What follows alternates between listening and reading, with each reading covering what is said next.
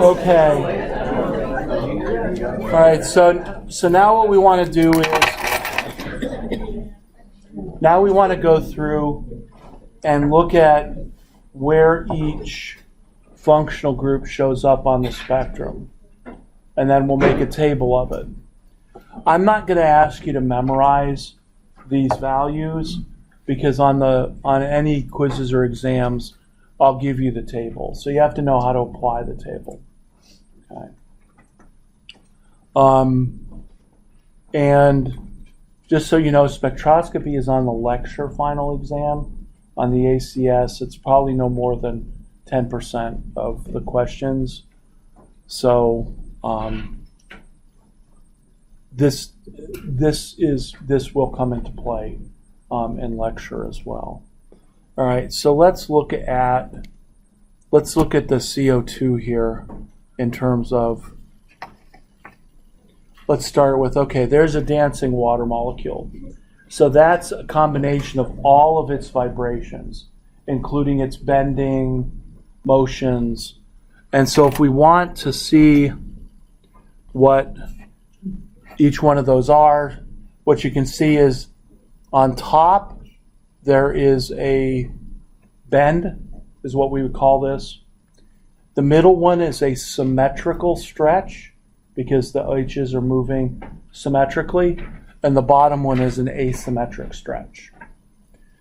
So you can really get into looking at all these different vibrational modes for IR, and people have. I mean, I probably have a couple of IR books that are fairly thick, and they go through every possible vibration. The problem is that right now we don't necessarily, nowadays with NMR being infinitely more powerful, we don't really use infrared to determine all that many structures. I think Dr. Simmons, she came in and she goes, I don't usually disagree with you, but I disagree with you that infrared, all you can get is functional groups. And I said, no, we can get a lot more information, but not in this class. I'll give you examples. Because Dr. Simmons did her PhD work in infrared at 60, after she retired from being a teacher in the Cleveland School District. So if you thought she was spry, she is very spry. To start a PhD at 60 is, that's amazing. So she did a lot of infrared. So she told her class all of her infrared stories. I'll tell you some as we go through. But it's those vibrations that give us the peaks, that gives us the upside down peaks. What we're going to do is we're going to kind of take the basics here and talk about the different functional groups that are a molecule. Now, you might say, well, that's going to be a minimal amount of information. Yes and no. Infrared spectroscopy has been around since the 1950s. That's when some of the first instruments were available that you can buy, as opposed to making them yourself. When I was an undergrad, we had two decent IRs, one of which had the paper on a cylinder, and the needle would go up and down as the cylinder turned really slowly. It would take like an hour to get a spectrum. And so those instruments, when they became available, they were a big deal. Because if you think about, well, let's see, do I need to know, does my molecule have an OH in it? Well, if somebody asked you that question, you would have to actually go get some sodium metal, drop it in there, and see if it fizzed. Otherwise, you could just take a spectrum and it determine whether or not there's an OH there. If there's a double bond, you might have to add bromine to it. So this gave us an instrumental way of looking at functional groups. And so it was one of the first techniques that was available. Now, how Markovnikov and Zaitsev and all them determined structures when they didn't have all this stuff, I mean, that was impressive. But they might have only done 2 or 3 molecules in their career. Or maybe over a couple of years, because all the tests you had to do. So this gives us a lot more information. And in PChem, you can learn about the different wells and stuff that they go into. So here's my CO2s, showing this, and this, and this, and this. All right, so 3 of those 4 absorb infrared radiation, 2 of them at nearly the same spot, and then 1 at its own unique spot.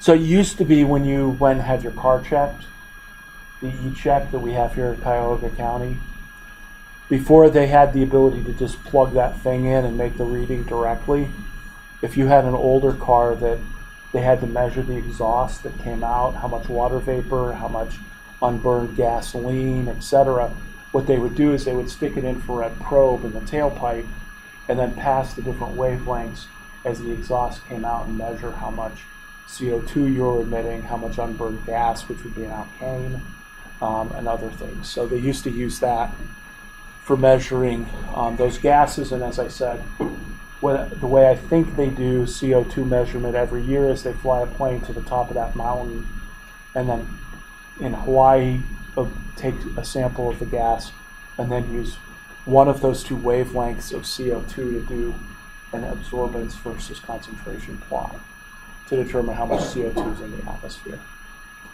So the key thing is it's those vibrations, though, that are in the infrared spectrum, because those vibrations are occurring at the same frequency as the light that's being absorbed. Right, and then we have things, we have the alkanes, and we'll go through some of these vibrations. And one thing I'll point out is that, so it's hard to read that, but that's 3,000 on down to, or probably 4,000 down to 400. The peaks at about 1,200 down are what's called the fingerprint region, because it is what you could say is a fingerprint of that molecule. Are the peaks down 1,200. Let's see, I went to my office, I got the stick drive, but I didn't get the laser pointer. From 1,200 on down is the fingerprint region. In theory, if you think your molecules are the same, you can compare the intensities of each of the peaks in that fingerprint region and they should match up. Back when I was doing this as an undergraduate, if you wanted to compare, you had to go to this room with all these spectra and these big binders, pull them out. They never were at the same scale or resolution, and you had to try and match them up by hand. With computers nowadays, you can actually get a database of different compounds, and that can compare the entire spectrum, including the fingerprint region, and you can do a comparison of a known spectrum to a spectrum of a known compound to an unknown, and get a percent match, like this is a 90% match, or this is a 95% match, or this is a 99% match. And when this is used in a forensic lab, that's what they do. So if somebody hands you a white powder, number one, probably not a good idea to accept it from them if you don't know who they are. But if it's a situation where it's like, the forensics find a white powder, is it cocaine? Is it fentanyl? If it, let's just not let's not even get in the same room with it if it's those powerful opiates. But how do we know what it is? We can take an infrared spectrum of it and compare it to an unknown. There are some forensic and crime labs that have an IR spectrometer in their van, so that they can immediately take and identify it. Same thing would be true for a Homeland Security situation. They would probably have that so they can immediately assess what is this compound. And so that's how you make the comparisons, is by known versus unknown. And so you compare the spectra. We're not going to do that. That is done every day in forensics labs. It's done to determine the quality of a product. So in a pharmaceutical lab, they may take an infrared to make sure there's no impurities. What we're going to use it for is the structural part. So Dr. Simmon's like, well, you can do a lot more with it. Those are the kinds of things you can do with it. You can look at known versus unknown and make comparisons.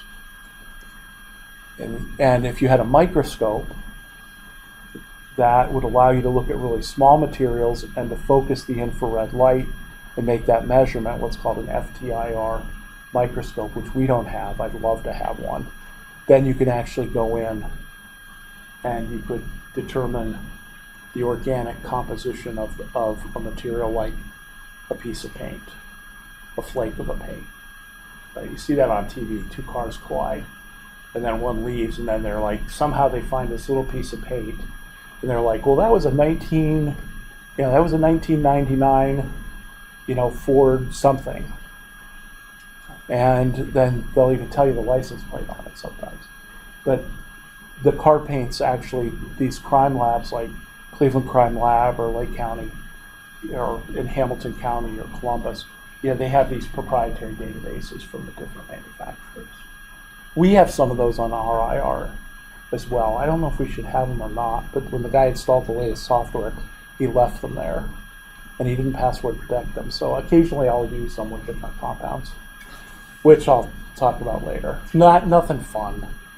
No, nothing exciting. So I read an infrared spectrum from left to right. That's how I do it. And so my first focal point is 3,000. 3,000 wave numbers. Because when you have peaks above 3,000, that indicates that there are hydrogens attached to carbons that are doubly bonded or triply bonded.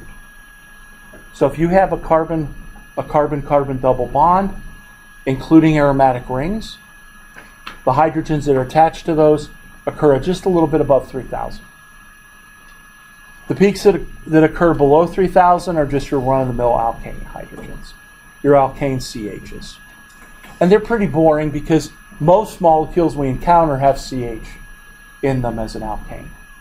Because remember, an alkane is the skeleton in which we hang all the other functional groups off of in organic. So it's more impressive when a molecule doesn't have CHs in the alkane region, and I'll look at that and I'll go, okay, so what's going on here? Because we don't have an alkane, or we don't have very much alkane. So above 3,000, benzene rings, double bonds. Triple bond is very specific, and we'll look at that. So why did I want to do that? So these are all sorts of stretches associated with CHs that are sp3 hybridized. So there's that peak, that's a asymmetric stretch. There's a methyl group showing kind of an asymmetric stretch in terms of two of the three on one and the other. I don't know what these little guys are. That's a symmetrical stretch. And this is pretty good resolution to be able to tell those. Now, we are not going to interpret these things to that level. What I'm doing is kind of showing you the different vibrations. That's not even doing this. Right? That's not even those ones doing the bends. There's bends, there's wags, there's all sorts of... the terminology gets pretty creative. So we won't necessarily go into that. So below 3,000... So below 3,000 is our alkanes. You might say, oh, here's a pretty big peak. What's it?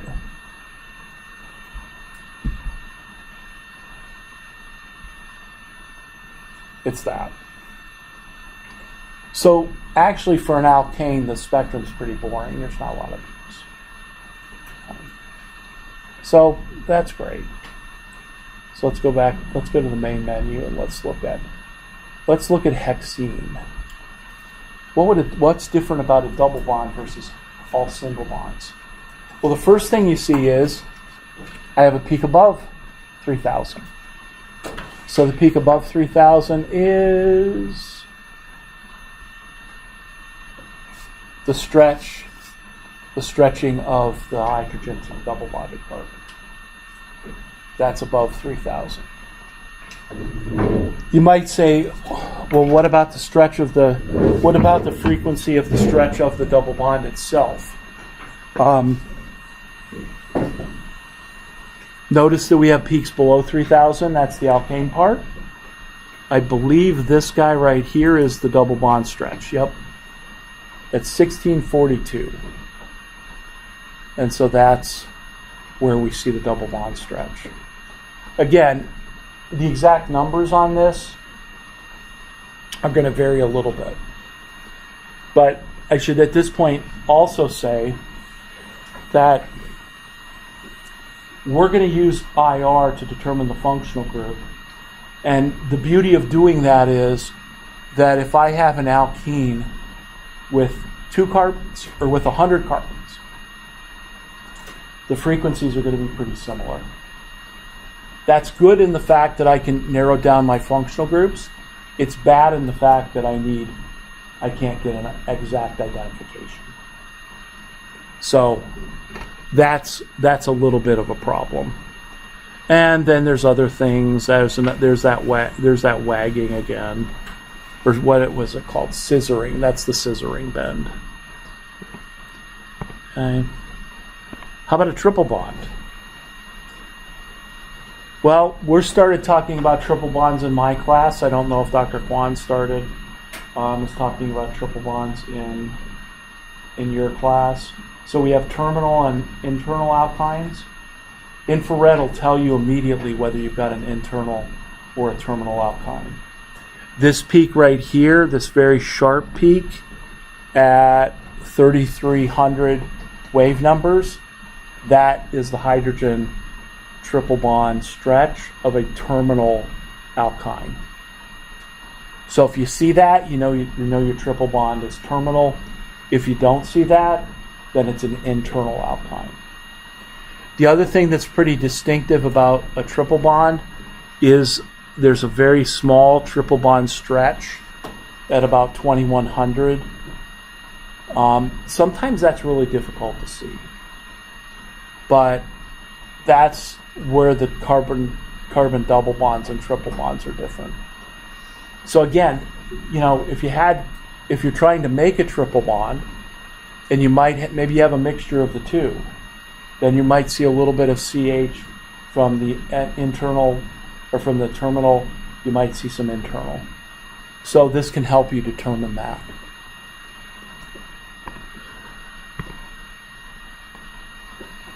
Now, carbonyls. There are books and tables and pages of how to determine the difference between an aldehyde and a ketone and an anhydride and a carboxylic acid. We're going to kind of bring all the carbonyls together. So I'm not going to talk about how do you determine the difference between an aldehyde and a ketone, for a couple of reasons. Number one, because that's just far too much detail that we want to get. In NMR, I can tell you instantly whether it's an aldehyde or a ketone. In an infrared, I'm going to have to work at it. The other thing is that it used to be that the spectra that you got in problems, particularly in book problems, number one, they'd never had scales that you could read directly, and they were fuzzy, so they weren't really clear enough to be able to tell the 30 wave number difference that's the difference between a ketone and an aldehyde. So you could never determine exactly where the carbonyl peak was to be able to tell the difference. So we're just going to say carbonyl, no carbonyl. Carbonyls show up between 16 and 1800 nanometers. And so this one happens, an aldehyde happens to turn up at 1727. So that's, the carbonyl stretch is anywhere from 16 to 1800 nanometers. And there's a table at the end here that summarizes all of that. So we're not going to be able to determine the difference between aldehydes and ketones. We're just going to say, does it have a carbonyl or doesn't it? That's not bad.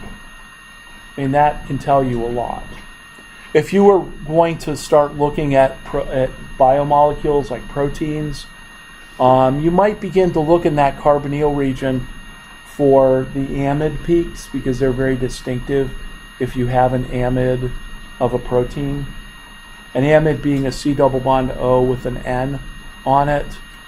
When I use infrared when people, a major Northeast Ohio bread manufacturer, send me stuff they find in bread. It's been cut down over the last few years because I think I've solved all their problems. I think I've gotten an example of everything that you could possibly have in a loaf of bread. But when it's a plastic material or when it's something else and they send it to me, I take an IR of it. And the plastics are very easy to determine the different functional groups because if a plastic has a benzene ring in it, I'll see a peak above 3,000. If it's all alkane, I'll see it below 3,000. If it's got an amide in it, I'll see some NH and carbonyl peaks that are very specific to that. If it's something like Teflon, it doesn't really show up. If it's PVC, it has a characteristic. If it's a tooth, it actually has a very distinctive pattern because the coating on teeth give a very distinctive IR. Have I ever found a tooth in bread? No, but they thought so. You know, they send me this and then a whole line of, I think it's this, I think it's this, I think it's a fingernail, I think it's a tooth, I think it's this. And so then I have to figure out what it is. It was not a tooth. It was not a fingernail, because fingernails are made of protein. And so that's very distinctive. Ultimately, I think I got it down to some sort of piece of bone. Because I went to the grocery store and got a big bone and took an IR of it. You gotta remember, these are plants that produce, 1,000 loaves an hour. And only a couple people ever find anything in them. So, and usually when they do, it's something that broke off the machine, which means it's big. Like gloves. They find like gloves in the hot dog buns. But then the person who puts that out on the shelf says, hey, there's gloves in here. I think we're going to set this one aside. And when they do, people get like a telephone book worth of coupons of bread when they find stuff like that. I used to get it after the fact. I haven't gotten one in a few years. So you can use infrared to determine plastic differences. That's what they do in the CSI. In the CSI series, they have a database of different plastics. I have a database of plastics that I've created. And so the carbonyl is a very important region because if you have a nylon, which is a polyamide, you'll have the carbonyl with the NH peaks in that region, very distinctive. If you have a sandwich bag that's polyethylene, that's pure alkane, you won't see any of this stuff. And maybe I'll go back to that with another story in a minute. Okay, benzene rings. So again, all aldehydes we're going to treat the same. Benzene ring like toluene. And I don't know where toluene is in your chart, but so toluene has peaks above 3,000.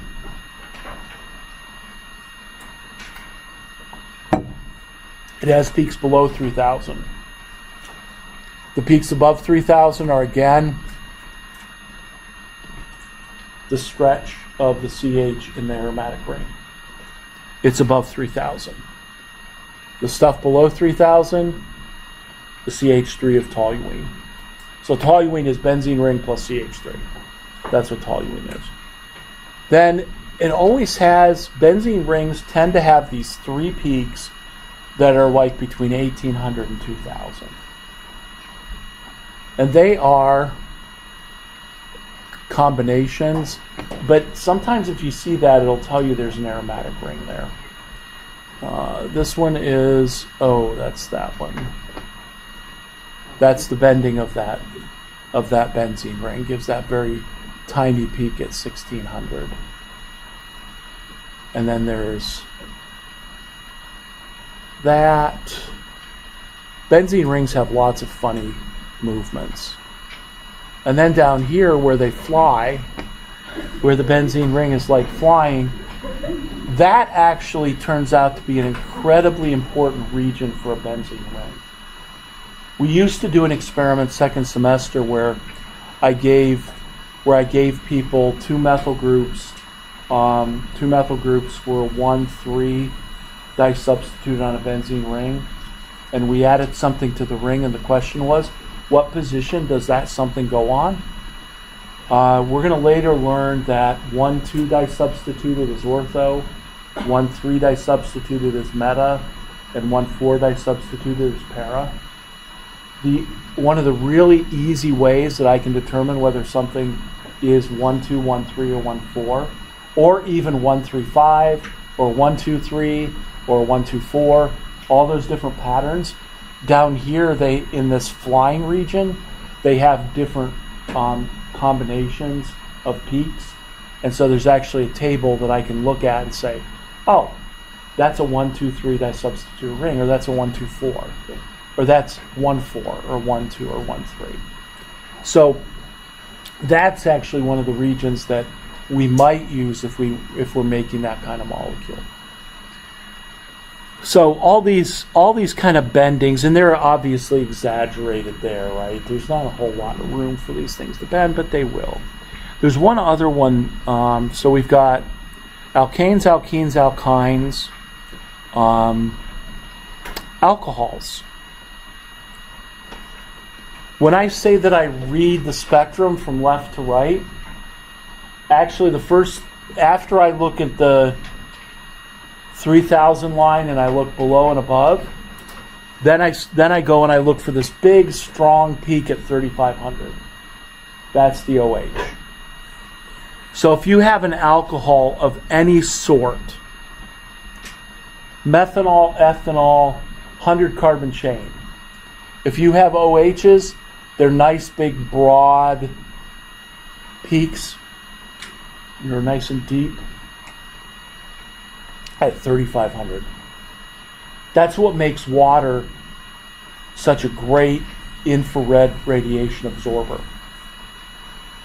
That's why it in the environment absorbs infrared radiation and allows Earth to have the climate that it has. That's why when you place the food under the infrared lamp at the restaurant, it keeps it warm because the water's absorbing that radiation. That's why when you get out of the shower, if there's an infrared light above you, you feel the warmth. Is because of the water. That's what's absorbing. So, and that peak is very strong, which just tells you how strongly water absorbs infrared. So, actually, I think there was a time when we had infrared lamps to dry people's products. We would just put them underneath the infrared lamp. But then we had something to adjust the strength of the light, and the fire marshal didn't like those, so we had to get rid of them because they were handmade. And we didn't like that. So, but you can dry things with infrared light. So when I first look at spectrum between above and below 3,000, then I look for the OH of an alcohol. And it doesn't matter what the alcohol is, that's where I see it. Let's see.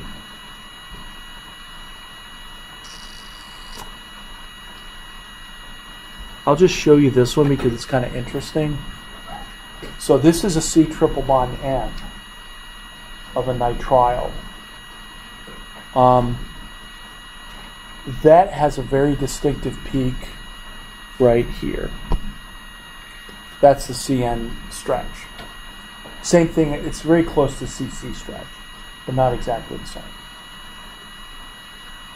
And where this is useful is we wear nitrile gloves in lab, right?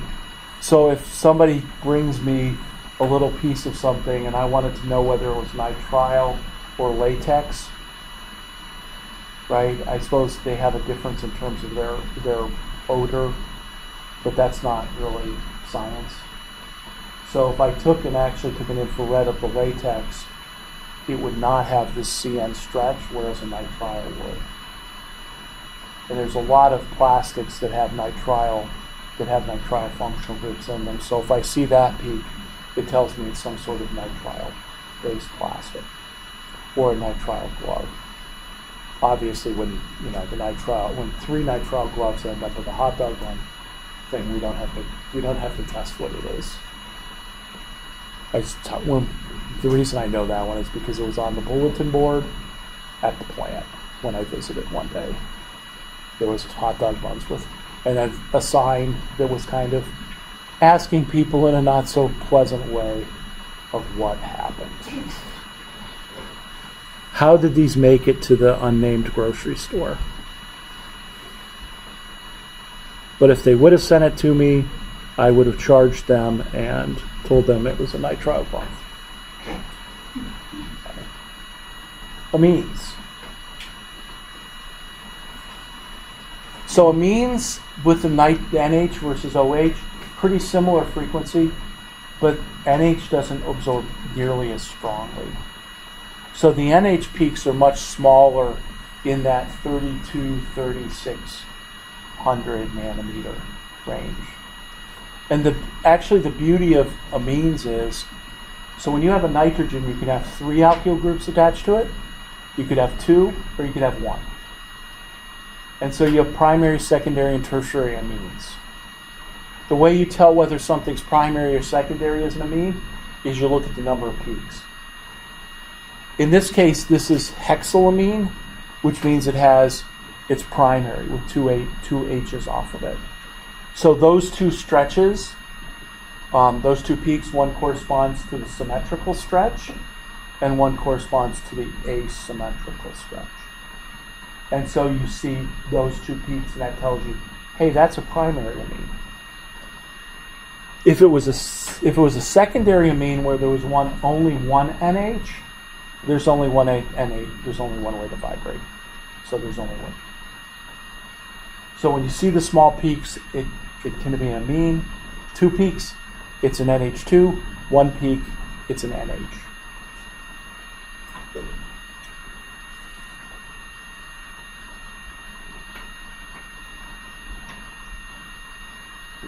And then for the carbonyl functional groups, again, all the carbonyls are going to be the same.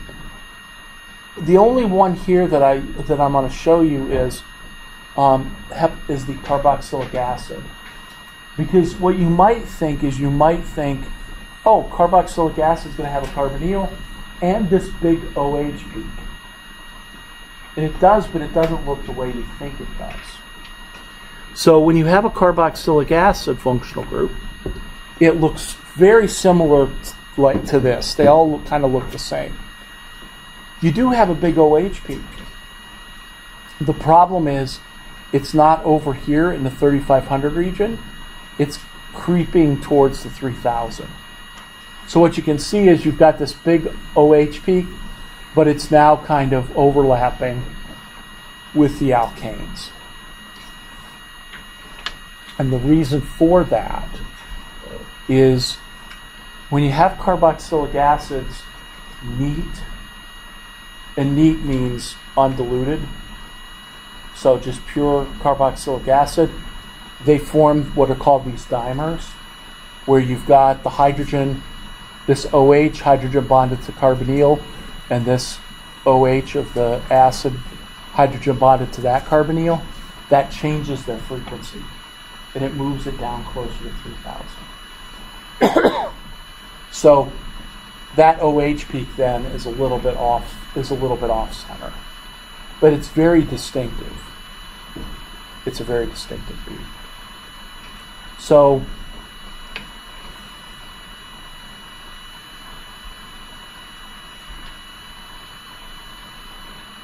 I think that's all of the all of the carbonyl functional groups except for carboxylic acids. Well, and carboxylic acids will have a distinctive carbonyl peak. It'll be very strong. Only the carboxylic acid has that distinctive second peak that you can make the identification from.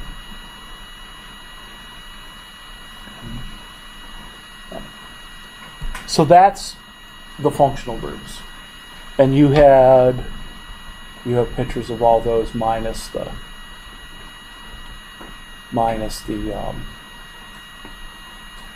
molecule. So again, the fingerprint region is from about 12 to 1400 on down to the right side. And with computer matching nowadays, that's how we can sort of we can get either hits or misses on molecules. We can compare them depending on whether we have the authentic or not. And most instruments will come with databases that you can buy of different things. So, I mean, I can tell you that if people are analyzing white powders, which again, that's the big thing right now with opioids and everything else, that they're going to be looking at an IR first to try and make an identification to determine if it's one of those very carefully, probably in one of those big white suits with some of these. So that's how you make that. That's how you can make that measurement. So that's how I determine different plastics. Or if somebody says, hey, this piece of plastic we found in the bread, is it from this part of the machine? And then I'll usually look at them and go, oh yeah, they're the same color, and then charge them. Yeah, no, we don't do that. We need more science. So we take IRs and we overlap them and say, okay, it's about a 95% match. And we can determine that. If it's a piece of glass, it doesn't absorb. So that's easy enough or it doesn't have a spectrum. So that's easy enough. If it's a protein, if it's anything made of a protein, it will have a carbonyl plus the NHs. And then you can use that to determine the way proteins are, whether they're beta sheet or whether if you get into enough detail in the IR. But that's what they do in biochemistry. That's what they do in the forensic lab. So we can make this chart. And so we can say, okay, this chart's going from left to right. Do you have an alcohol?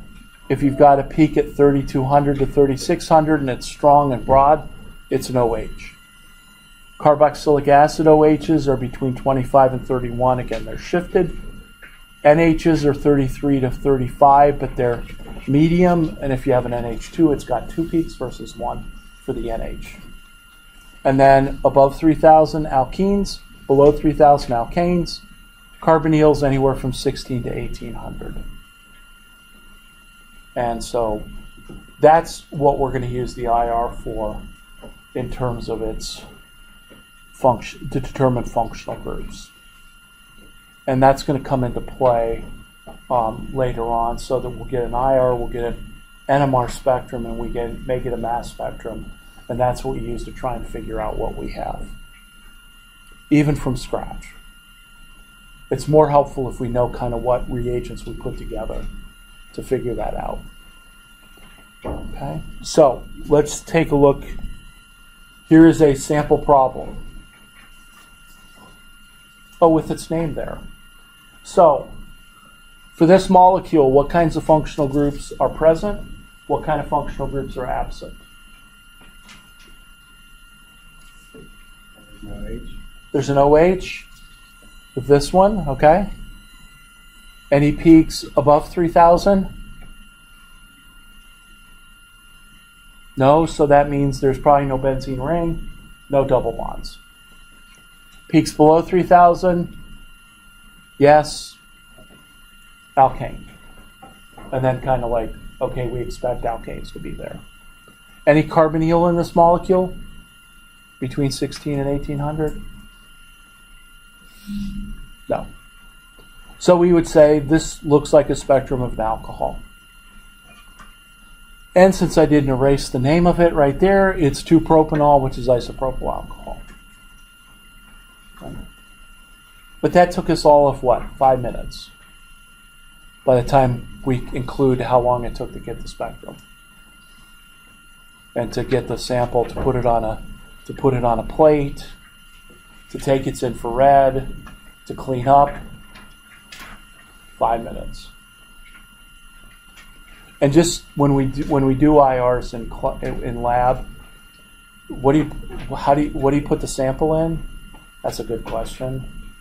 Glass absorbs infrared radiation, so it can't just be a piece of glass or a cell. It actually has to be what we call a salt crystal.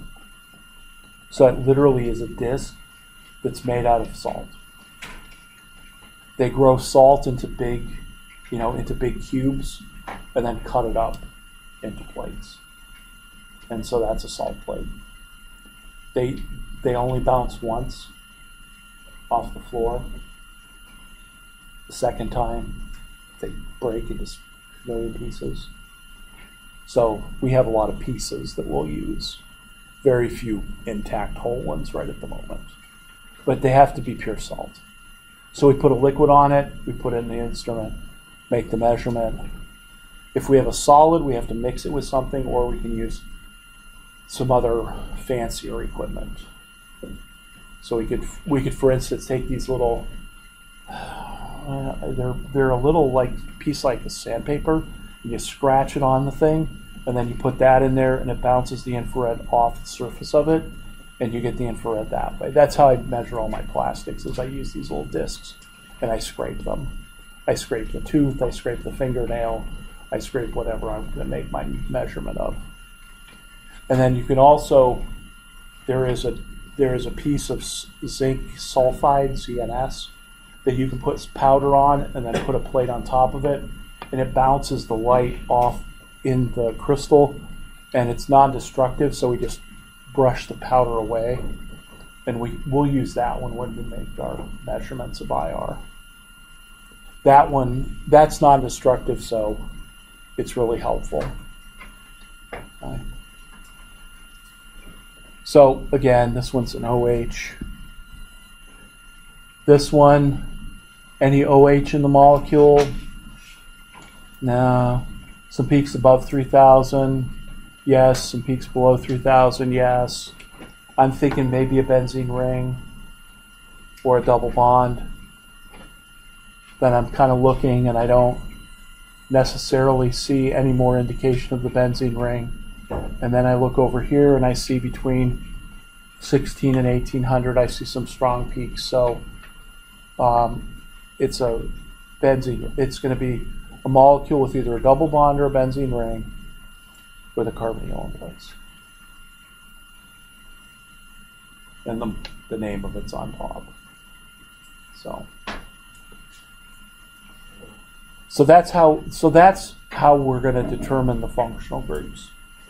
And you can do fairly simple stuff. I remember the last sort of application of infrared that I did a few years ago when they were from the AstroTurf scare of whatever year it was. And so AstroTurf fields can be made of either nylon. Do they even call it AstroTurf anymore? They do. Do they? For soccer fields. Oh.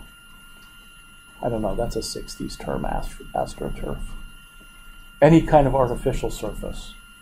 So like what we have on our football field. So they're either nylon or they're polyethylene. Polyethylene is a long chain of CH2 groups, and nylon has a C double bond O with an NH on it. So in New Jersey, there was a football field that the New Jersey EPA went around. They actually were looking at this field that was next to a lead smelting plant. And I think they were out to get the lead smelting plant to see if any fumes were going over into the football field. So they went and they got some fibers from the football field and they tested it for lead, and the lead concentration was out of this world. So they're like, oh my.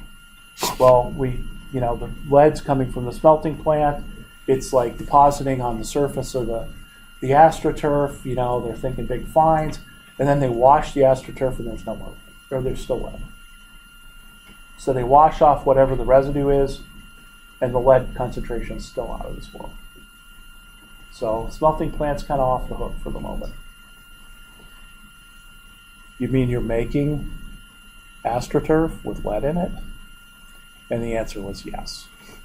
The green pigment was made of the green pigment that made the AstroTurf field green contained lead.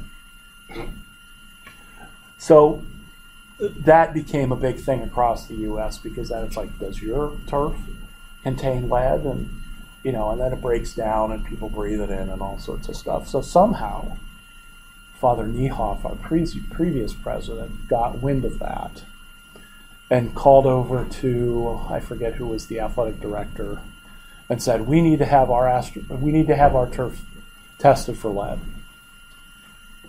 Somehow they always call me, which is okay because I could do that. So they called me and they said, well, this is likely to happen with nylon fields as opposed to polyethylene. And I said, well, what's your field? He goes, we don't know because we don't have the receipt for it. They said, you don't have the receipt? This thing probably costs like $100,000 to buy this huge Astro. You don't have no, we can't find the receipt. So I said, well, that's the first thing I'll do is I'll check whether it's polyethylene or whether it's nylon. So I go over there. There's stuff in the corner, there's stuff in the corner. I pick it up. He gave me some of the rubber tire chunks. That's the soil or the dirt. So gives it to me, and then okay, I'll go and test it for lead. First thing I did was put it on the infrared, and it was polyethylene. It wasn't nylon because the nylon ones were degrading and creating the dust, which is the problem. And then I tested it for lead, and there was no more lead in it than there is in dirt. So we were safe. And then I think they've replaced it since, and replaced the track, and then driven trucks over the track and destroyed it. But anyway, that was the big thing: was did it have that? And ultimately, it was really easy to tell if you just knew whether you had nylon or whether you had polyethylene. In a forensic lab, if you ever see them on TV, well, let's see, what was the fabric? And they tell you what the fabric is. That's what they're doing, is infrared. Is they're looking at the functional groups present. And so, for instance, nylon is polyamide, whereas a polyethylene bag a Ziploc bag is polyethylene. So we can use these things for a lot of real-world applications. Sadly, not in this class, but you can use it, and you'll do a little bit more of that if you go on to take like instrumental analysis and other things. Okay, so here is the practice assignment. So you have a list of compounds. This is the one that says IR homework problem set. You have 9 spectra and 9 compounds. So can you go through and match each spectrum to the compound? And what I'll do is we'll give you about,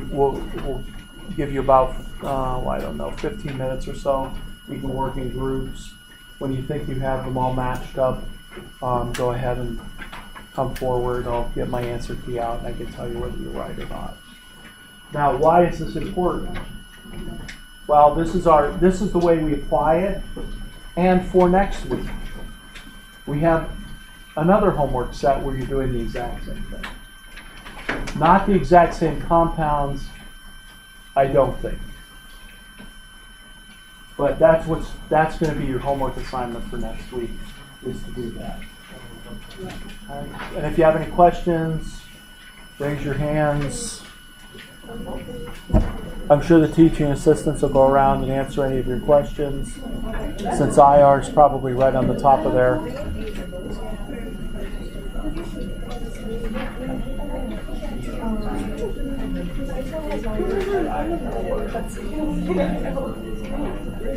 There's only 2 of them. So then that lets you narrow it down the list. There's only 2 spectra. And one of them is and then